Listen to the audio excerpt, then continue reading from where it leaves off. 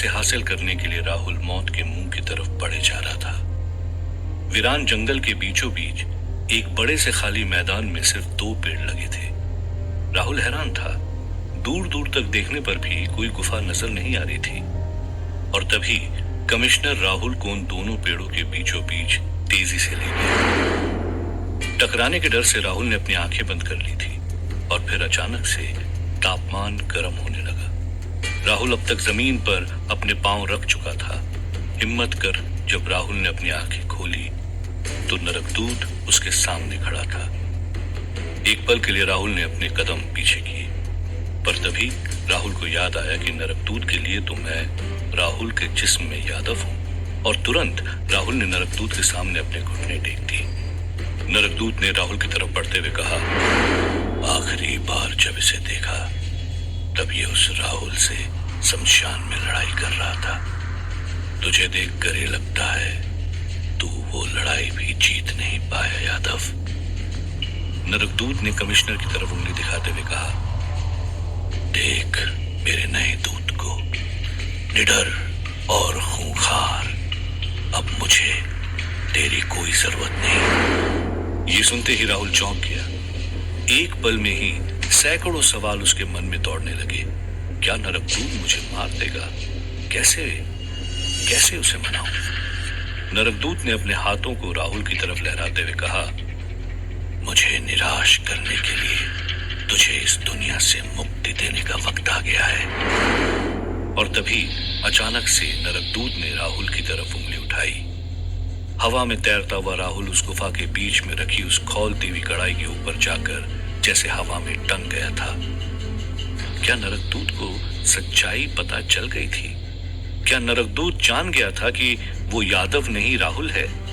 पर तभी राहुल ने अपने सारे सवालों पर विराम लगाते हुए और नरकदूत से आंखें मिलाते हुए गुस्से से चिल्लाया, अगर मैं नहीं होता तो आपका ये नया दूत अब तक मास्टर के हाथों मर चुका होता। नरकदूत ने हैरानी से कमिश्नर की तरफ देखा। कमिश्नर ने सर नीचे करते हुए कहा, ये सही कह रहा है। वो मास्टर ने अचानक पीछे से मुझ पर हमला कर दिया।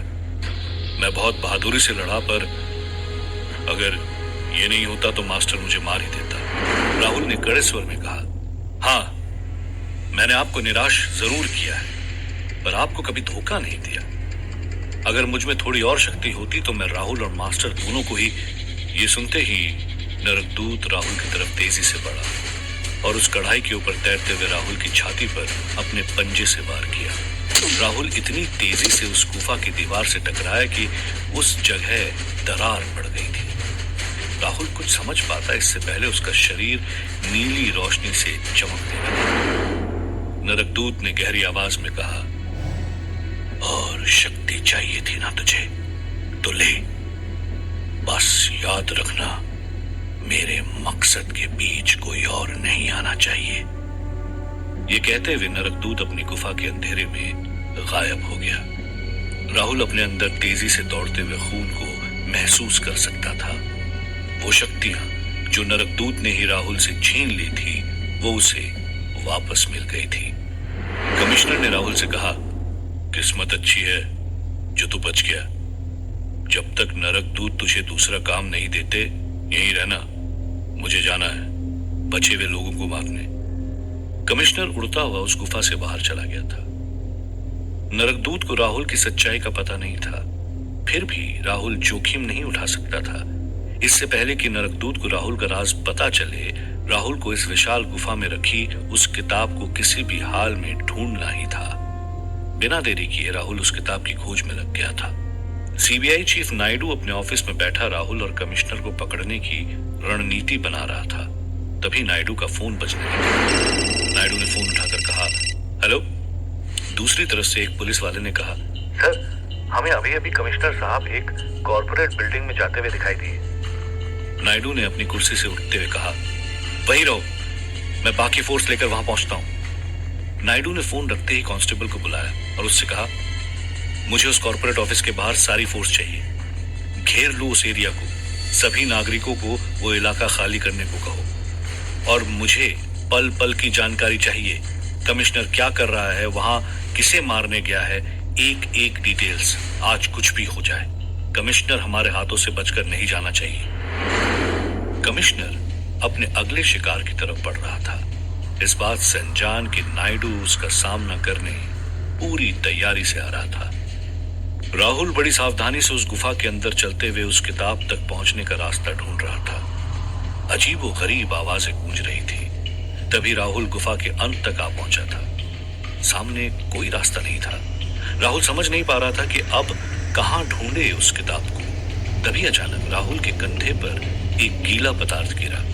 राहुल ने अपनी उंगली से छूकर मुआयना किया तो वो चौंक उठा। वो खून के छींटे थे। राहुल ने धीरे से ऊपर की तरफ देखा तो एक चमगादड़ था जिसके मुंह के चारों तरफ खून ही खून था। राहुल सहम गया था। तभी एक और चमगादड़ उड़ता हुआ वहां आया जिसके मुंह में मांस का टुकड़ा था। राहुल की नजर गुफा के ऊपर दाएं कोने पर गई जहां एक संकरा रास्ता था जिससे चमगादड़ अंदर बाहर आ जा रहे थे। राहुल भी दीवार पर चढ़ उस संकरे रास्ते तक पहुंचा। रास्ता इतना संकरा था कि राहुल चलकर नहीं जा सकता था, इसलिए घिसटते हुए राहुल ने वो रास्ता तय किया। उस रास्ते की दूसरी तरफ से रोशनी आ रही थी। राहुल जैसे ही गुफा के अगले हिस्से में पहुंचा तो देखा कि एक बड़े से सांड को सैकड़ों चमगादड़ नोच नोच कर खा रहे थे।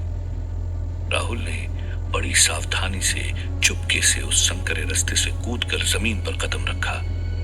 एक आहट और किसी भी वक्त उन चमगादड़ों का ध्यान राहुल पर आ जाता। गुफा के उस कमरे से एक रास्ता जा रहा था। राहुल ने हल्के कदमों से उस रास्ते की तरफ कदम बढ़ाए और देखते ही देखते राहुल उन भयानक चमगादड़ों से दूर चला गया था। वो रास्ता जहां जा रहा था वहां से नीली रोशनी बहुत तेजी से चमक रही थी। राहुल ने झांक कर उस कमरे की तरफ देखा तो वहां खड़ा था नरकदूत और उसके सामने लहरा रही थी वो किताब। राहुल ये देखकर चौंक उठा था। उसकी धड़कनें तेजी से दौड़ रही थी। तभी राहुल ने उस किताब को नरकदूत से बात करते हुए देखा। किताब लहराते हुए कह रही थी, उन सभी कड़ियों को तुझे जल्द से जल्द खत्म करना होगा। नरकदूत ने किताब से कहा, वो बाबा अग्निवेश न जाने कहां छुप गया है। वो कभी दूसरों के रास्ते नहीं आता, पर खुद को बचाए रखने के लिए उसे मारना ही होगा। अगर ये काम कमिश्नर नहीं कर पाया तो मैं खुद जाऊंगा बाबा की जान लेने। किताब ने कहा, इन सब के मरते ही तेरा मकसद पूरा हो जाएगा और फिर कभी इस सृष्टि में कोई और नरकदूत नहीं बन पाएगा। पर याद रखना, बाबा को मारते ही तुझे मुझे भी अग्नि के हवाले करना होगा। मेरा अंत ही तेरी शुरुआत है। नरकदूत ने जोर से अपना हाथ हवा में लहराया और वो किताब एक ही पल में उस नीले कुंड में समा गई। किताब के पानी में अंदर जाते ही नरकदूत भी वहां से गायब हो गया था। राहुल के लिए रास्ता साफ था। वो किताब उसके सामने थी। राहुल हिम्मत करके उस कुंड के पास जाकर झांकता है। वो किताब पानी की सतह पर पड़ी हुई थी। राहुल ने बिना वक्त बर्बाद किए उस कुंड में छलांग लगा दी, पर अंदर जाते ही राहुल को एहसास हुआ कि ये पानी नहीं कुछ और है। राहुल का जिस्म आग की तपन से जलने लगा। अपनी शक्ति इस्तेमाल करने के बाद भी राहुल तेजी से सतह की तरफ बढ़ नहीं पा रहा था। तब राहुल को एहसास हुआ कि ये तो बिखरे हुए शीशे का तरल पदार्थ है। राहुल का दम घुटने लगा। खुद को बचाने के लिए राहुल ने जब कुंड से बाहर निकलने की कोशिश की, तभी किसी ने राहुल के पांव जकड़ लिए थे और खींचते हुए राहुल को उस कुंड की सतह तक ले आया था। राहुल समझ नहीं पा रहा था। नीचे झुकते हुए राहुल ने जब देखा तो उसके रोंगटे खड़े हो गए थे। नीचे थी वो हजारों आत्माएं जो आज तक नरकदूत ने कैद की थी। वो सभी आत्माएं एक बड़े पिंजरे में कैद थी और तभी एक आवाज गूंजी जिसने कहा, तू बचकर जा नहीं पाएगा राहुल। तूने मुझे धक्का देकर मारा था। आज मेरी बारी है तेरी जान लेने की। राहुल कुछ समझ पाता इससे पहले एक और हाथ ने राहुल के दोनों पांवों को जकड़ लिया था। यह हाथ था उस मिनिस्टर का जिसे राहुल ने हॉस्पिटल में धक्का देकर मारा था। राहुल ने खुद को छुड़ाते हुए कहा, मैंने वही किया जो नरकदूत ने कहा था। मैं अब उस खेल का हिस्सा नहीं हूं, बल्कि मैं तो नरकदूत को मारने आया हूं। उसके मरते ही तुम सब आजाद हो जाओगे। ये सुनते ही आत्माओं ने राहुल के पांव छोड़ दिए। राहुल ने अपनी पूरी ताकत लगाई और उछलकर उस कुंड के बाहर आकर कुंड के किनारे गिर गया। राहुल का जिस्म जल रहा था, सांसें फूल रही थी। राहुल समझ नहीं पा रहा था कि कैसे उस किताब को हासिल कर सकता है। उसके दिमाग में बस इतना चल रहा था कि काश इस वक्त यहाँ मास्टर होता तो उसके लिए किताब को पाना कितना आसान होता। वहीं मास्टर अजंता के अपने घर में आ गया था, जहां उसका बचपन बीता था। मास्टर चलते हुए अपने कमरे की तरफ बढ़ा। पुरानी यादें उसके दिमाग में ताजा हो रही थी। कैसे वो अपने भाई के साथ घर की इन्हीं गलियों में दौड़ लगाया करता था। कैसे पूरे परिवार वाले मिलकर एक साथ खाना खाते थे और तभी मास्टर के सामने दीवार पर फोटो टंगी थी, जिसमें वो अपने बड़े भाई के साथ खड़ा था। दोनों के चेहरों पर हंसी थी। मास्टर ने उस तस्वीर को उठाते हुए उसकी धूल साफ की और कहा, बड़े भाई, वक्त आ गया है हिसाब चुकाने का। राहुल के हाथ वो किताब लगते ही सारी चीजें बदल जाएंगी। इतिहास खुद को दोहराएगा। अब तेरा अंत करीब है। पर मास्टर इस बात से अनजान था कि राहुल के लिए वो किताब पाना नामुमकिन होता जा रहा था। वक्त का कांटा तेजी से हिल रहा था और अब तक राहुल को उस किताब को पाने का तरीका नहीं मिला था। राहुल गुस्से में खड़ा हुआ और वहां से बाहर निकलने लगा, पर तभी राहुल ने अपने कदम रोक लिए। उसने सोचा कि दोबारा मौका मिले या ना मिले, हो सकता है किताब को पाने की कोशिश में उसकी जान चली जाए, पर वो अब अपने कदम पीछे नहीं लेगा। ये सोचते ही राहुल ने दोबारा उस कुंड में छलांग लगा दी। उसका जिस्म अभी भी चल रहा था, पर राहुल की हिम्मत ने उसे जैसे तैसे किताब तक पहुंचा दिया। राहुल ने जैसे ही उस किताब को हाथ लगाने की कोशिश की, एक अनजान शक्ति ने राहुल को किताब से दूर फेंक दिया। राहुल समझ नहीं पा रहा था कि आखिर हो क्या रहा है। तभी राहुल मुश्किल से उन आत्माओं तक पहुंचता है और उस मिनिस्टर की आत्मा से कहता है, अगर तुम सबको आजाद करना है तो मुझे किसी भी हाल में उस किताब को हासिल करना होगा। पर कैसे? तभी वहां मौजूद हजारों आत्माओं में से एक ने कहा, चाबी, एक चाबी है जिसकी मदद तुम ले सकते हो। आगे समझाते हुए उस आत्मा ने राहुल को कहा, तुम्हें जो किताब चाहिए वो अनदेखी शक्तियों से घिरी हुई है, और तो और नरकदूत की हर कीमती चीज इन्हीं शक्तियों से घिरी हुई है। उसकी चाबी इस गुफा में ही कहीं अंदर किसी दीवार पर होगी, तो तुम्हें किताब के आसपास की जंजीर दिखाई देने लगेगी, और फिर उन जंजीरों को तोड़ लिया तो किताब तुम्हारी। राहुल के पास सोचने का वक्त नहीं था। उसका दम तेजी से घुट रहा था। राहुल वापस छलांग लगाकर उस कुंड से बाहर आया, और कुंड के आसपास चारों तरफ देखने पर भी राहुल को वो चाबी नहीं दिखी। तभी राहुल को कुंड से सटे कमरे से आवाज आ रही थी, वहीं जहां चमगादड़ अपना शिकार कर रहे थे। राहुल धीरे से उस कमरे की तरफ बढ़ा तो देखा जमीन पर सिर्फ कंकाल ही कंकाल पड़े थे, और अपना भोजन कर सारे चमगादड़ दीवार से चिपके हुए थे, बिल्कुल शांत, जैसे कि अपना शिकार करने के बाद एक गहरी नींद में हो।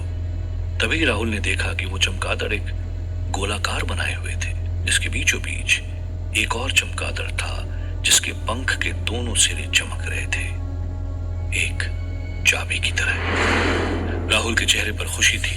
वो धीरे से उस चमगादड़ की तरफ बढ़ा और हल्के हाथों से जैसे ही राहुल ने उस चमगादड़ को पकड़ने की कोशिश की तो बाकी सभी चमगादड़ों की आंखें खुल गई और वो एक के बाद एक राहुल की तरफ टूट पड़े। पर राहुल वहां से भागा नहीं। उसकी निगाहें अपने हाथों से कुछ ही दूर पर बैठे उस चाबी वाले चमगादड़ पर थी। अपनी नजर टिकाए राहुल उसकी तरफ बढ़ रहा था। बाकी चमगादड़ राहुल के जिस्म को नोच रहे थे। राहुल के ताजा खून की खुशबू उस चाबी वाले चमगादड़ पर भी पड़ी और वो मुड़कर राहुल की तरफ बढ़ा। ये देख राहुल ने अपनी शक्तियों का इस्तेमाल कर बाकी चमगादड़ों को दूर फेंक दिया था और एक ही झटके में उस चाबी वाले चमगादड़ को पकड़ राहुल कुंड की तरफ भागा। चमगादड़ों की फौज भी राहुल की तरफ तेजी से आ रही थी। इससे पहले कि चमगादड़ राहुल को चीर पाते, राहुल ने कुंड में छलांग लगा दी। राहुल के हाथ में था वो चमगादड़ जिसके पंख अभी भी चमक रहे थे। पर तभी राहुल को एहसास हुआ कि अब इस कुंड में उसका शरीर जल नहीं रहा था। बल्कि वो कांच का तरल पदार्थ अब पानी में बदल चुका था। चमगादड़ उस पानी में छटपटा रहा था। उसके पंख चमकने लगे थे और देखते ही देखते वो चमगादड़ एक रोशनी में बदल गया था। तभी राहुल की नजर उस किताब पर पड़ी जिसके चारों तरफ जंजीरें थी। अब राहुल देख सकता था। राहुल गोता लगाते हुए उस किताब की तरफ आगे बढ़ा। अपने हाथों से राहुल ने उन जंजीरों को खींचने की कोशिश की, पर जंजीरें हिल नहीं रही थी। तभी आत्माओं ने एक आवाज में कहा, जंजीर को दाईं तरफ खींचो। राहुल ने वही किया और अब वो जंजीर खींचती चली जा रही थी। राहुल के हाथ वो किताब आने वाली थी जिससे नरकदूत का हमेशा के लिए अंत हो जाएगा। राहुल वापस अपने घर जा पाएगा, अपनी माँ, अपनी आयशा के साथ जीवन जी पाएगा। उस चेन को खींचते हुए राहुल का दिमाग अपने बेहतर भविष्य के सपने देख ही रहा था कि तभी उस जंजीर का कोना राहुल के पास आया जिसमें लिपटी हुई थी आत्मा, जिसे देख राहुल के रोंगटे खड़े हो गए थे। राहुल को यकीन नहीं हो रहा था कि यह आत्मा आयशा की है। राहुल ने चौंकते हुए आयशा से पूछा, तुम यहां? आयशा की आत्मा ने नम आंखों से कहा, आई एम सॉरी राहुल, मैं तुमसे किया वादा निभा नहीं पाई। तुम्हारे साथ जीने के सपने देखे थे, पर अब वो सपने पूरे नहीं हो सकते। मैं मर चुकी हूं राहुल, मैं मर चुकी हूं। आयशा की यह आवाज राहुल के कानों में सुई की तरह चुभ रही थी। वो बेसुध बस आयशा की तरफ देखे जा रहा था। उसके सपने आंसू बनकर उसकी आंखों से बहे जा रहे थे।